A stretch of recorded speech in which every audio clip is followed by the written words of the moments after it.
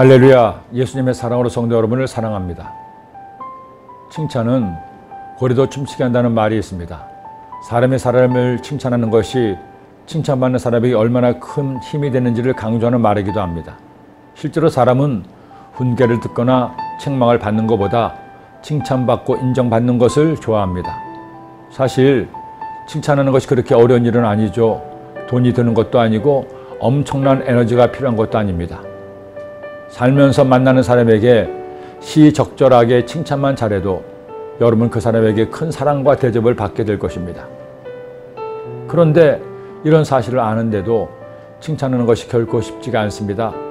더구나 가장 가깝고 칭찬해야 할 가족에게조차도 칭찬보다는 책망을, 격려보다는 훈계를 먼저 하게 됩니다. 왜 그럴까요? 바로 죄 때문입니다. 교만이라는 죄, 의심이라는 죄가 다른 사람을, 내 가족을 칭찬하지 못하고 내 생각과 뜻에 따라 판단하고 비판하게 하는 것입니다.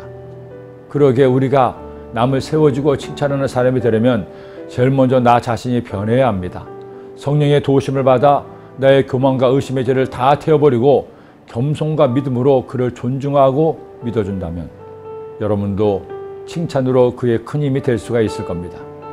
바울은 데살로니가 교회 성도들을 칭찬했습니다. 그를 격려하고 높여주었습니다. 그는 이렇게까지 그들을 칭찬합니다. 우리의 소망이나 기쁨이나 자랑의 면류관이 무엇이냐? 그가 강림하실 때 우리 주 예수 앞에 너희가 아니냐? 너희는 우리의 영광이요 기쁨이니라. 예수님께서 다시 오실 때, 그래서 바울이 주님 앞에 섰을 때 데살로니가 성도들이야말로 바울의 자랑이요 영광과 기쁨이 된다는 것입니다. 물론 바울이 겸손하고 믿음이 있었기에 이런 칭찬도 했을 것이지만 데살로니가 교회 성도들이 이렇게까지 칭찬을 받은 이유도 분명히 있었습니다. 그 이유는 바로 이것입니다. 형제들아, 너희가 그리스도 예수 안에서 유대에 있는 하나님의 교회들을 본받은 자 되었으니 그들이 유대인들에게 고난을 받음과 같이 너희도 너희 동족에게서 동일한 고난을 받았느니라. 주님 때문에 당하는 고난, 극심한 고난을 당하면서도 그들은 믿음을 잃지 않았습니다. 오히려 더 열심히 주님을 섬겼습니다. 그들의 믿음의 역사와 사랑의 수고, 소망의 인내가 바울을 감동시킨 겁니다. 지금 우리 한국교회와 성도들은 이제껏 경험하지 못한 고난을 당하고 있습니다. 예수님을 믿고 교회를 다닌다는 이유로 사람들의 경계 대상이 되고 손가락질을 받기도 합니다.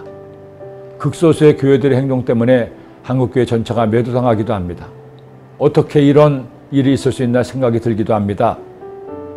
하지만 여러분, 이런 일이 있을 수도 있습니다. 아니, 교회 첫 시대 때부터 이미 일어났던 일입니다.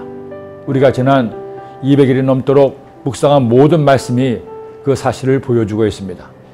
아무 죄 못 얻는 예수님이 십자가에 못 박혀 죽으셨습니다.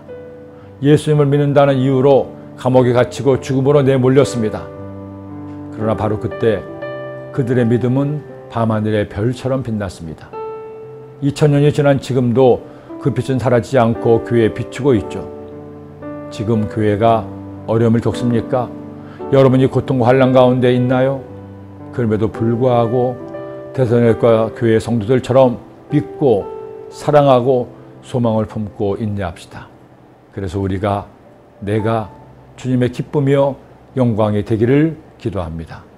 기도드립니다.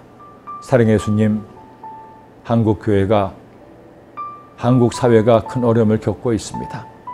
하지만 어렵고 힘들다가 원망하고 불평하는 자가 아니라 어렵고 힘들수록 겸손하고 감사하고 하나님을 믿고 의지하는 주의 백성 되게 하여 주옵소서.